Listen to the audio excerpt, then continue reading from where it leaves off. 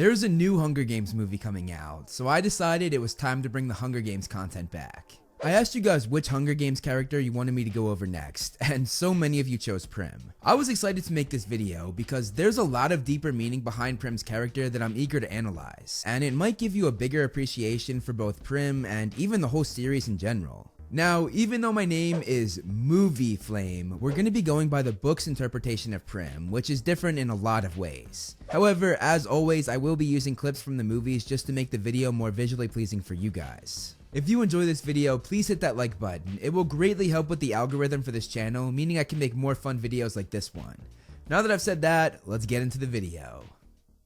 Primrose Everdeen, or Prim, was born on May 11th to Mrs. Everdeen, a reserved and slightly broken woman who was a healer, and Mr. Everdeen, an upbeat spirit with a beautiful singing voice. Prim had blonde hair and blue eyes like her mother, and she loved animals, something her father always encouraged in her. Her father was very big into plants, which is what inspired Primrose's name. She was named after the flower, the primrose. Prim's name also has deeper meaning to her character arc, as a primrose is a flower that doesn't provide food, much like Prim never provided food, always relying on her father and her older sister Katniss to do so. However, though the primrose flower doesn't provide food, it provides many medical remedies, some botanists even calling it the king's cure-all. This of course hints at Prim's ultimate destiny to become a healer or a doctor. On top of that, primrose flowers start off very fragile, which very much aligns with Prim's early characterization. But anyway, back to the story.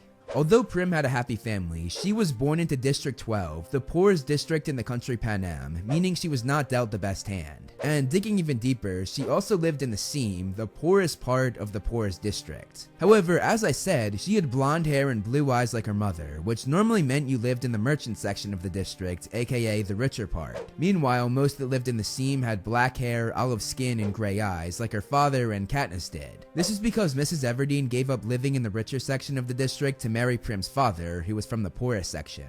When Prim was 7 years old, her happy family was unfortunately torn apart. Her father was killed in a mining explosion while at work, which also killed Mr. Hawthorne, the father of Katniss's friend Gale, which would scar Prim for quite some time. The day of the accident, Prim heard the alarms go off while in school, and she knew what that meant. She waited for her father to pick her up as he always did, but when Katniss came instead, her worst fear was realized. Her father was dead.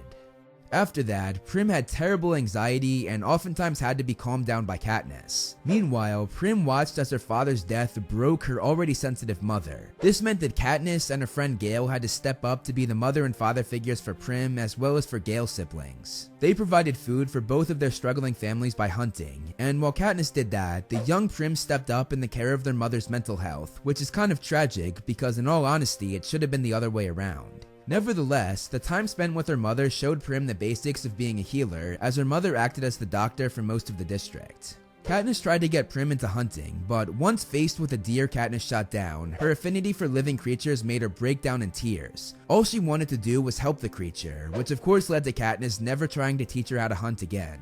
On Prim's 10th birthday, Katniss used the money she got from killing a buck to buy Prim a goat, knowing she loved animals. Katniss got the goat much cheaper because it was injured, and this is the first time we get of Prim stepping up as a healer. She, with the help of her mother, brought the goat back to good health, and Prim named it Lady. Lady ended up being very essential to their family situation, and it also gave Prim a job, as the sustenance provided by Lady helped keep them alive, both giving them milk to drink and to sell. Prim also saved a cat, again bringing the starved animal back to good health, and she named the slightly ugly cat according to Katniss Buttercup.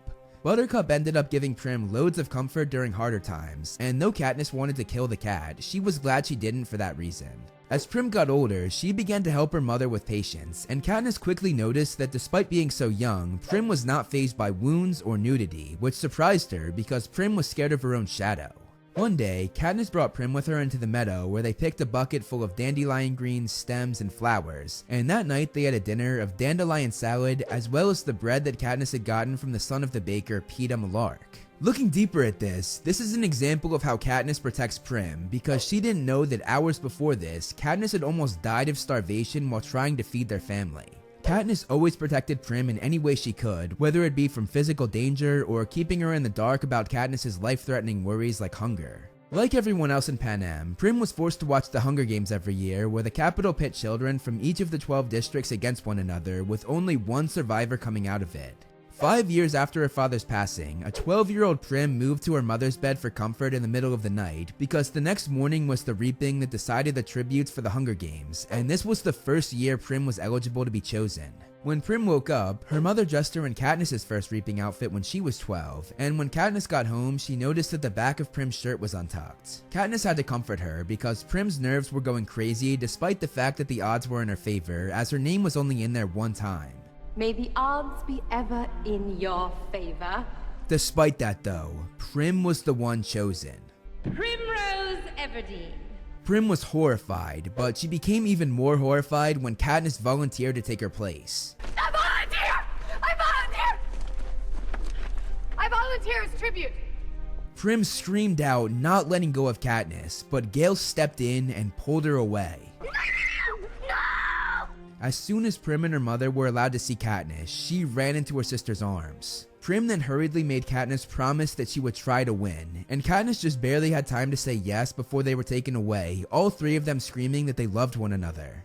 Mr. Malark, the father of the other District 12 tribute Peeta Malark, had told Katniss that he would keep an eye on Prim and would make sure that she was eating while Katniss was gone, which was possible because he ran the bakery. Between Mr. Malark and of course Gale, Prim was well taken care of in Katniss's absence. When it came time to watch her sister's interview before the game started, Prim got some comfort when Katniss repeated her promise, doing everything she could to win. When it came time for the games, it was very difficult for Prim to watch, seeing her sister get hunted, burned, stung, and even the nice things were hard to watch, like when she told Peeta the story about when she bought Prim the goat. Through it all though, Prim knew that Katniss would keep her promise, and she did just that. Looking deeper into the novel, if we look at Katniss's time in the arena, there's a constant theme of Katniss thinking about Prim and how the thought of her gave Katniss the strength she needed to win. Prim was the biggest motivator for Katniss to stay alive, and that's very noteworthy as we move forward.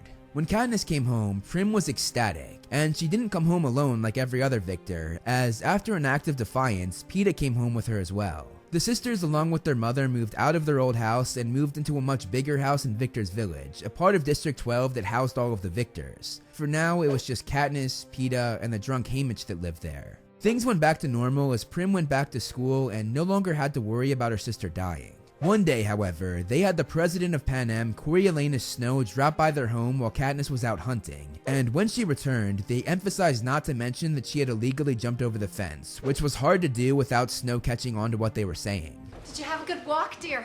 Walk? I was just out. We have visitors. Soon after that, Prim had to say goodbye to her sister again as she went on the victory tour from district to district, but luckily, this time Prim knew that her older sister was coming back. During this tour, Katniss and Peeta announced that they were getting married, which made the young Prim excited despite the fact that the relationship was fake. Although it's unclear how much Prim knew about how fake or real the relationship was. Nevertheless though, she made Katniss promise she wouldn't try any dresses on until she came back from school, Prim not wanting to miss a second of it. When Prim returned home, she helped Katniss through the process, not only picking the dress, but also keeping Katniss calm as she was uncomfortable with these sort of things. Unknown to Prim, her life was used to blackmail Katniss, which came straight from President Snow himself. He told Katniss that if she couldn't convince the world that she was in love with Peeta, he would kill Prim. Looking deeper, much like how Prim drove Katniss while she was in the arena, the thought of Prim again drove Katniss to do something that she did not want to do, but this time it's the opposite. As before, she needed to stay alive for Prim, but this time she needed to keep Prim alive. Prim's character manifests in many different ways that she doesn't even know about, which is an interesting look of how important her character is even when she herself is not involved. One day, the Peacekeepers in District 12 doubled down, and this eventually led to Gale being whipped until he was close to death. Katniss, who was injured and whipped herself, brought Gale back to their home, and there, Prim stepped up when her mother was struggling, and she really showed how much she had learned while watching her mother as a healer. She fixed up Katniss with ease, and she helped save Gale's life, bringing him back from the brink of death. Not long after that, Peacekeepers arrived at their house and were about to place Prim and her mother under arrest for questioning about Katniss's location, but Katniss made it back just in time, jumping over an electric fence to do so. This broke her leg though, and again, Prim stepped up to help heal it. One day at school, Prim was told by her teachers that there would be a special program on TV that evening, and the first thing she did when school was let out was run home to inform Katniss and her mother about this. Prim naively said that it was probably Katniss's photo shoot leading up to the wedding, and she was sort of right, as that was what started the program, but the main point of it was to make an announcement about the 75th Hunger Games. Coriolanus stepped up and said that they were going to draw tributes from the existing pool of victors. This was the worst news the Everdeen family could have gotten, as Katniss was the only female victor in District 12, meaning she was going back into the arena no matter what, and this shattered Prim's heart. Katniss was taken away after the reaping, not even allowed to say goodbye to Prim. Katniss! I get to say goodbye. Katniss! New plan, straight to the train. No, I have to say goodbye. Katniss! And Prim was once again forced to watch her sister struggle in the arena, and it was not easy to watch. This was especially true when Katniss heard Prim's screams for help, which Katniss thought were really Prim. She raced after them, wanting to save her little sister, but it turned out to be jabberjays, birds that mimic the sounds they hear. Despite that though, Katniss was frantic, as she and Finnick said that they had to hear the screams somewhere, but Beetee assured them that the screams had been made through digital means. While explaining this, Joanna Mason pointed out that the entire country of Panem adored Prim, and if the capital really did hurt her, it would lead to an uprising. This is interesting because it again shows us how important Prim's character is. She's the centerpiece that makes so many different story arcs tick when most of the time she herself is not there. It's merely the thought of Prim that drives the story so much. The 75th Hunger Games ended with Katniss blowing up the arena, and this had crazy ripple effects as the capital responded by bombing District 12. Luckily, Gale got Prim, Mrs. Everdeen, and many others out, but despite his efforts, hundreds of others were killed in the explosion. Gale got all of the survivors to the secret existence of District 13 who lived underground. Here, Prim stepped up as one of the main healers and doctors there, and she really grew into this role that she had seen her mother doing all her life. Katniss eventually joined them as well, but she was not the sister Prim had known the last time they were face to face. After 2 Hunger Games, Katniss was broken and scarred. Nevertheless though, the sisters loved one another more than ever and now had new appreciation for their relationship.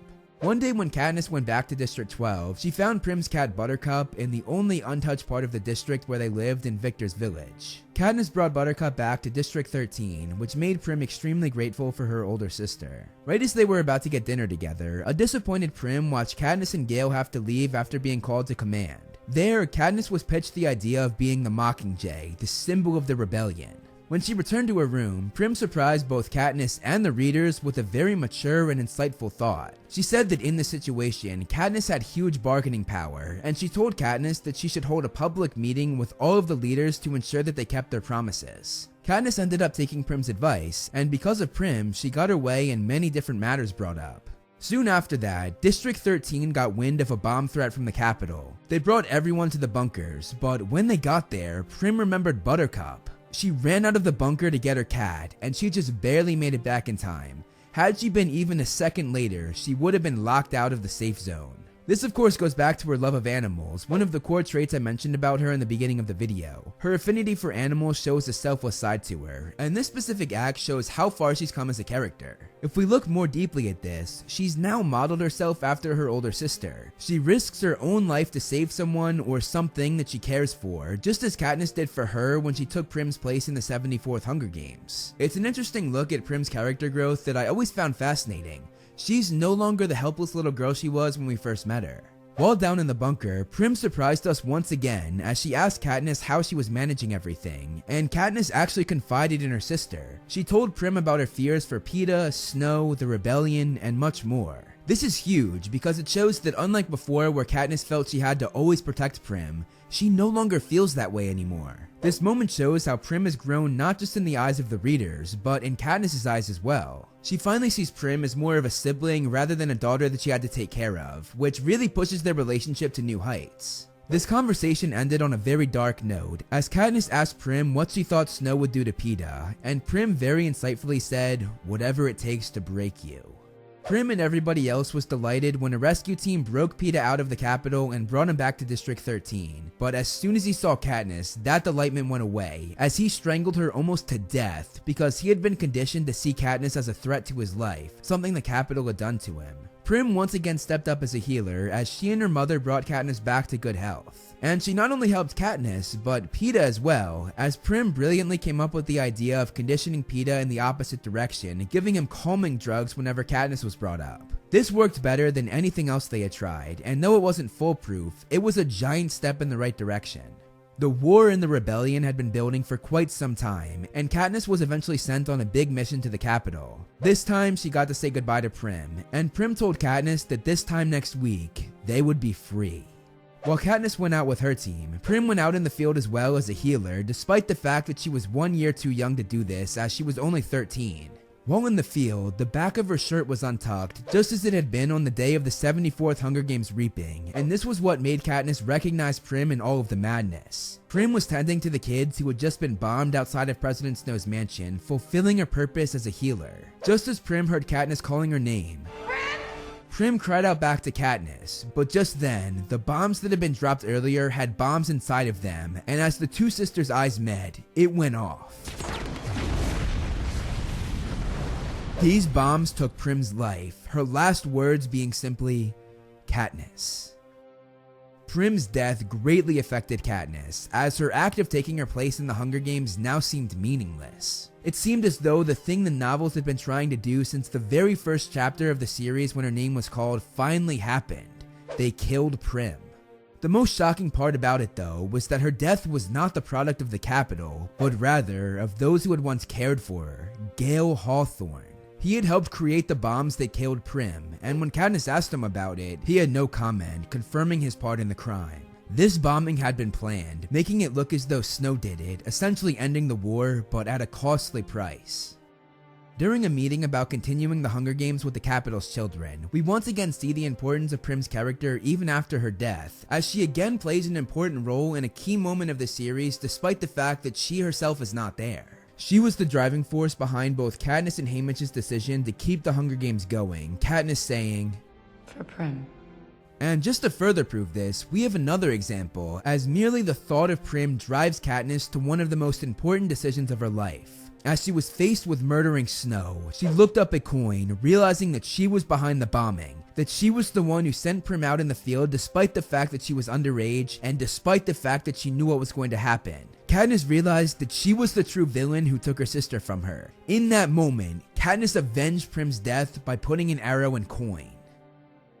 Looking at everything that I pointed out in this video, Prim plays such a vital role in the series that I think many people either forget or overlook. She has incredible character growth, going from a scared and helpless little girl that needed to be cared for, to being a very brave and a very capable person who no longer needed saving, but rather was the one saving others. Her death broke the heart of not just the characters in the novels, but also the readers. Many fans were incredibly angry about her death, but I think her death symbolizes exactly what Suzanne Collins wanted it to, that Prim is a martyr. Going through Prim's character timeline and breaking it down was a lot of fun, because it honestly gave me a deeper appreciation for her character, and my hope is that after watching this video, you guys feel the same way and have more respect for Primrose Everdeen. Thank you so much for watching, guys. I hope you enjoyed the video. You can follow me on Instagram to see more of my personal life, like my cute dog Loki, and some behind the scenes movie flame stuff. I also do similar content on TikTok and Twitter that I do here on this channel, so if you like what I do here, check them out. All the handles are right below me, and links are in the description. Over here are my wonderful patrons. If you want to be featured on the next video, plus get a few other perks, become a patron today. As always, if you liked the video, hit that like button and subscribe, and look out for more great movie flame videos on the way.